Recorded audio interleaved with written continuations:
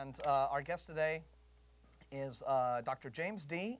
Thrilled to have you. Thank you for coming on. And tell us a little bit about yourself, and then I guess I know that you have a history of you've had some editorials, guest editorials published in our local paper, and so you've been you've been an outspoken advocate here locally for the non-religious view, and you had a very interesting lecture topic today. So why not just take the stage and fill us in? All right. Spent my career as an ordinary academic, living below the radar, you might say, at the University of Illinois at Chicago, which I had to stress in the talk today is not to be confused with the University of Chicago, and not to be confused with that Illinois Cornfields Institution, the University of Illinois at Urbana-Champaign. And when I reached the pastures of early retirement just a few years ago and was put in touch with one of the assistant editors down at the paper through Tom Palaima, who's one of their regular contributors and someone I'd known for years, I found that they were willing to take some of these pieces, which I thought a local newspaper, a family newspaper as it describes itself, would perhaps never take, because as you know, they don't have any established place in the paper where unorthodox views are represented. Yeah. And the statesmen are highly conservative. It tends to be, although both the assistant editors that I've been dealing with have actually been pretty willing to consider these pieces. Some of them I've submitted they didn't want to deal with. One was called The Trouble with Christmas. I discovered only later that Tom Flynn at Free Inquiry actually has a book with that title. Oh, okay. And I've seen the table of contents. I don't think there's any overlap between what he was going to say and what I was going to say in 700 words. Right. But they thought it was, at the time several years ago, too explosive. But in June of '01, they did take the column that was mentioned earlier today, which had the title, Good God is a Virtual Contradiction in Terms, with good God in quotation marks. And it raised issues that had been brought up by Marvin Olasky saying God is always good. And this is an old philosophical chestnut, that you can't explain the evil in the world if God is perfectly good and omnipotent. And I cited in the column, for anyone who read it, a bumper sticker which I had picked up in Dragon's Lair, the games and fantasy store over on Burnett Road. They have all those bumper stickers. And they had a very nice one with a word that even caught my eye that said omniscient, omnipotent, omnibenevolent, pick two. Yeah. Which encapsulates in 5 words what John Mackey, in a very famous article in Mind for 1955, said in about 14 pages, called Evil and Omnipotence, which was the point I tried to use in the article. So from that point forward, I've just had, as some of your audience may have seen, on Halloween, October 31st, that 9th column was printed on racial issues. But I've had 3 that touched on religious issues, always from a secularist or an atheist perspective, and they've been willing to take them. So I'm actually quite pleased to be able to have these things, and then to receive the invitation from the atheist community to deliver a much longer talk. I've read from, in my lecture today, I read about 10 pages of the manuscript was material that's going to be appearing in Free Inquiry in February, March. Okay. As an issue with, as an article with the title, The Silver Bullet Question That Kills the Immortal Soul, and that's the fossils of the fossils, embryos, and brains phrase in the title. And what I did in the lecture today, after some preliminaries about my own background and general problems that can be raised with the idea of a soul, I had the New Yorker cartoon in which a 96-year-old is saying, it never occurred to me that if I lived to be 96, I'd look 96 for all eternity. This is one of the drawbacks of living a long life, apparently. Yeah. But I had said in the paper, I went through 3 areas of concern where people generally think there is an afterlife and we're all going to get there, but they don't ask themselves, in the fossils part, now who, if they accept the evolutionary view that human life has a very long time span and is a continuum of development, which is a point the Pope himself has accepted in a 1996 address, who is the first person to have a soul? That's my silver bullet question. The question involving embryos, or the issue involving embryos, comes from the fact that research in the last 20 or 30 years has shown that a very high percentage of fertilized eggs are discarded by nature. They are deformed. Upwards of 50 to 75% of human fertilized eggs do not make it and become babies. They're never even attached to the uterine wall. They're never attached. Some of them are attached, but they slough off because they're so profoundly deformed. This is something that's only beginning to hit public consciousness, and it means if they had souls from the moment of conception, although there is no moment of conception, that means 50 to 75% of all souls are going nowhere. for all Right. eternity. They're Right. not going to make 95, they're not going to make 3 weeks. Yeah.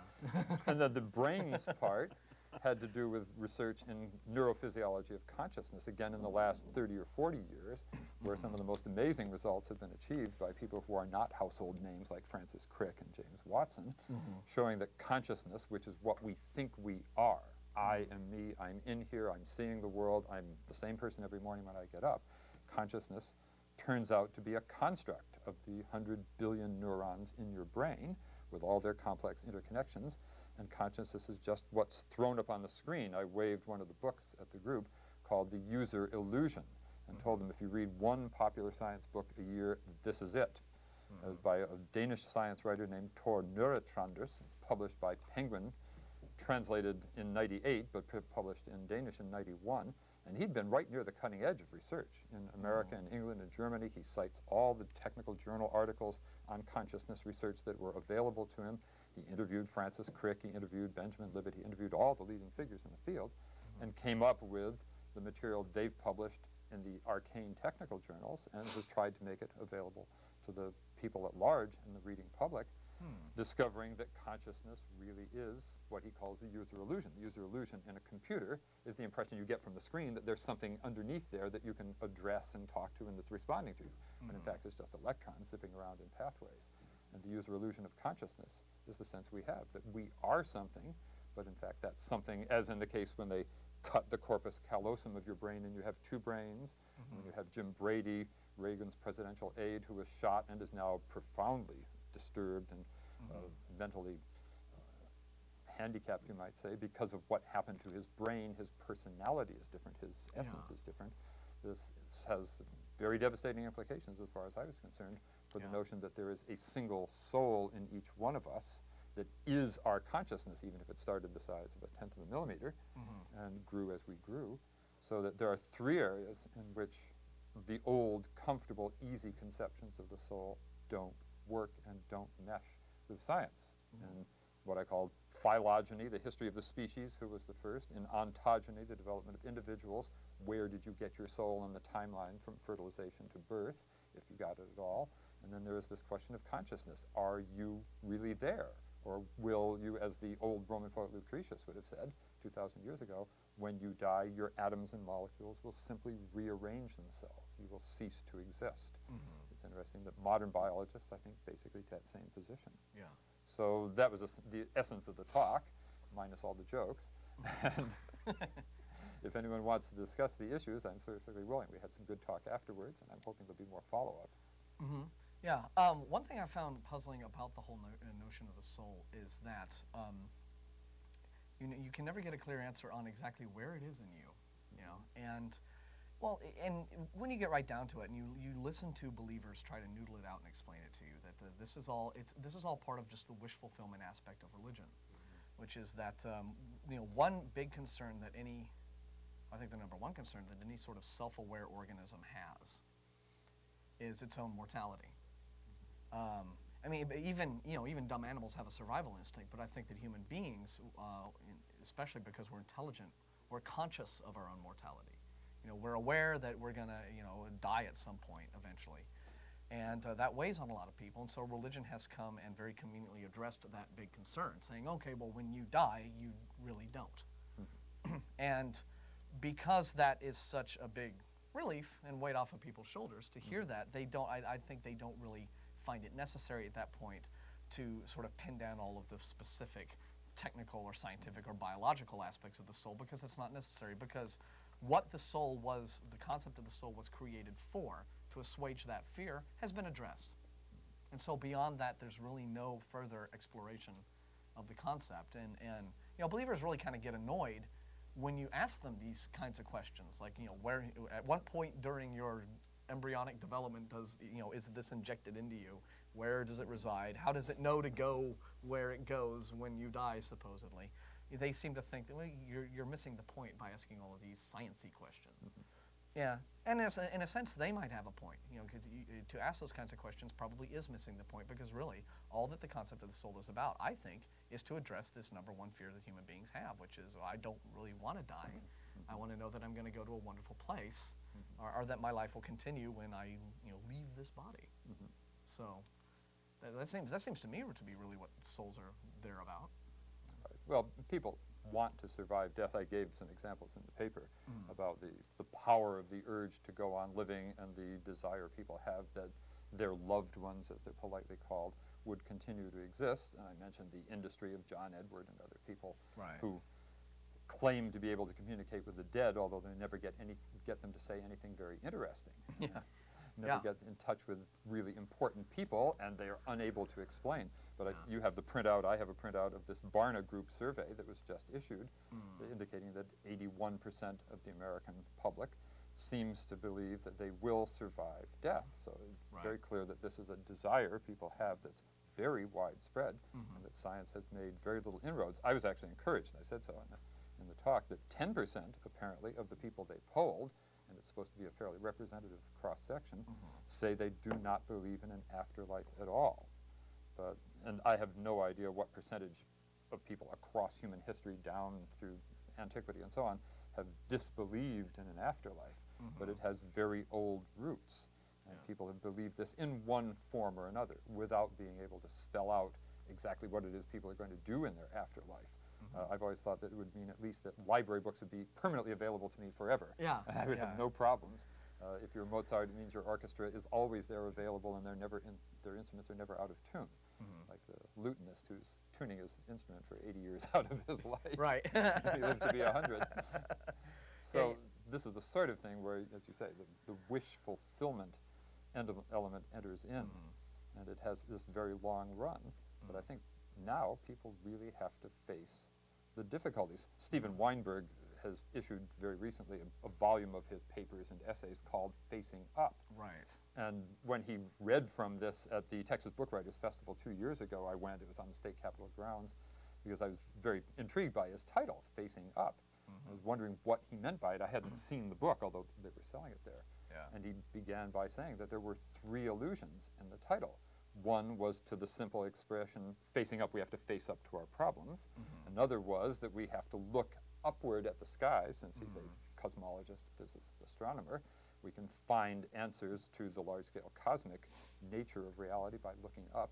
And then third reference was to a statue of Tycho Brahe on an island where he had set up this enormous observatory in his lifetime to measure the movement of planets. And it shows Tycho Brahe looking up, and it's the frontispiece of the book, is Brahe facing up.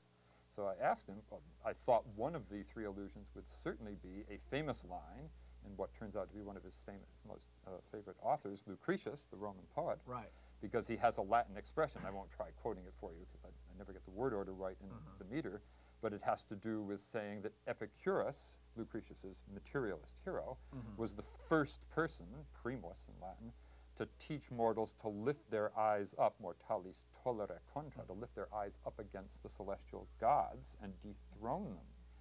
And I said, I thought that would surely be an allusion. He said, oh my God, you're right, it should be there, because it's one of my favorite authors. But the facing up to it is something that people now have to deal with, and that's part of the allusion in his title. We didn't have this information, a lot of it, 50 years ago, 100 years ago. You could argue about the soul, and it was an airy sort of thing. You could argue about near-death experiences. You didn't have to worry about evolution. You didn't have to worry about embryology. You could just take the old traditional images and run with them. But now there is something very different on the playing field, and people, as I said in the paper, I thought the reaction of the interreligious ministries when I issued my invitation to them to have a dialogue on the subject would be silence or evasion. And I've gotten silence from them and evasion from the letter writers who wrote in, who denied science rather than deal with the specifics. When did this start to happen? Again, you're missing the point. That's not what it's about. We're going to encourage our callers to hang on. We'll get to you shortly, but we want to give the doctor enough time to give his presentation. So I was in an email exchange not long ago, again, with some woman who, again, thought she was psychic and talked to the dead and everything. And I said, look, there's a very simple way for you to prove these claims. It's like, if you really talk to dead people, why don't you get in touch with Alexander the Great? Get him to tell us where his tomb is. Okay?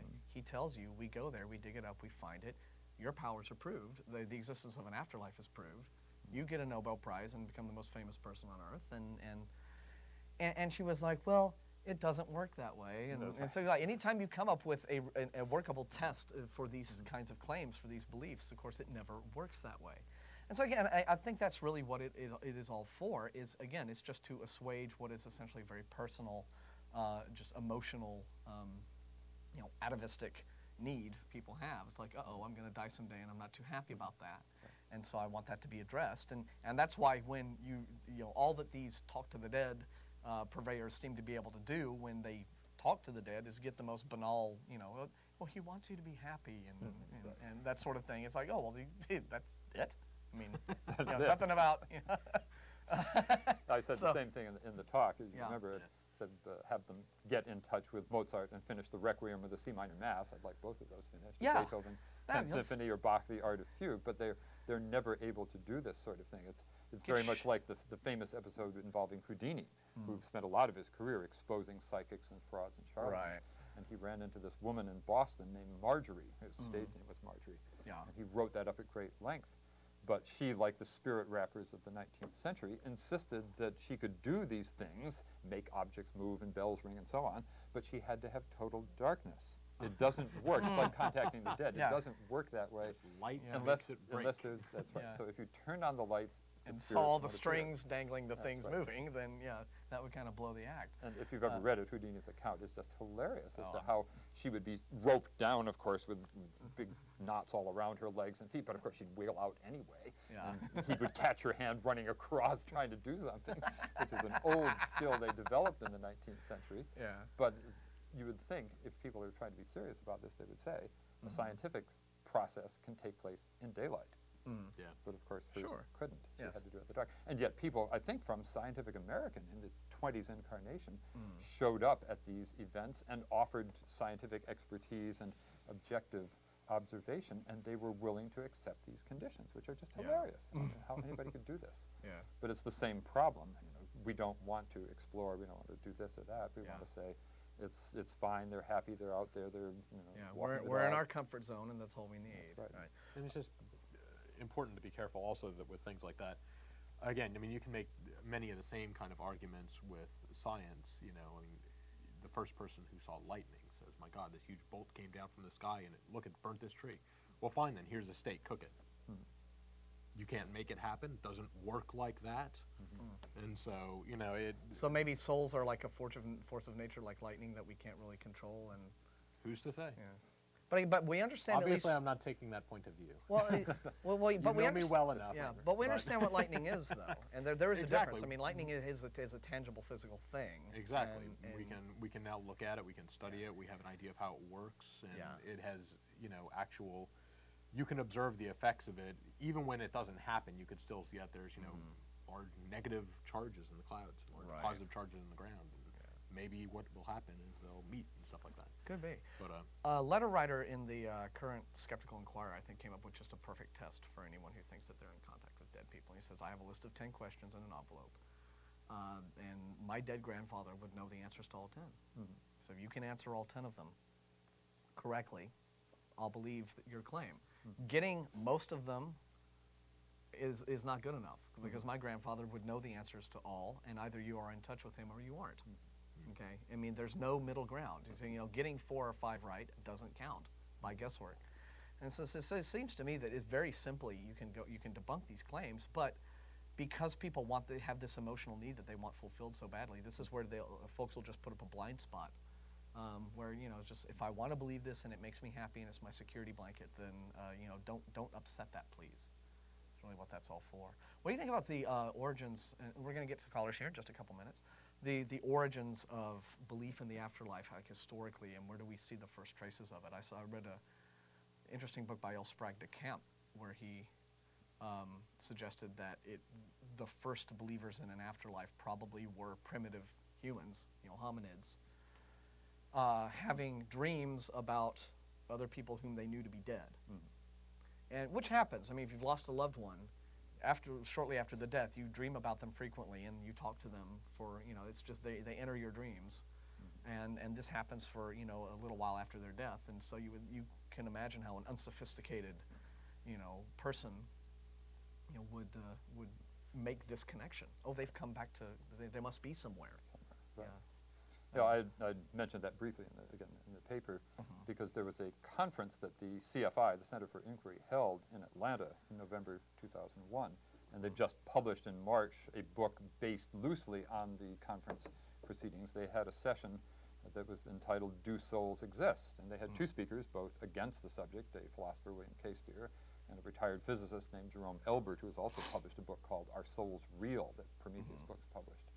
And in the course, this forms a long chunk in my article and also in the paper today, in the course of the Q&A afterwards, a fellow got up and asked the question that I wanted to raise and wasn't there to raise: when in the evolutionary time span did people first have a soul?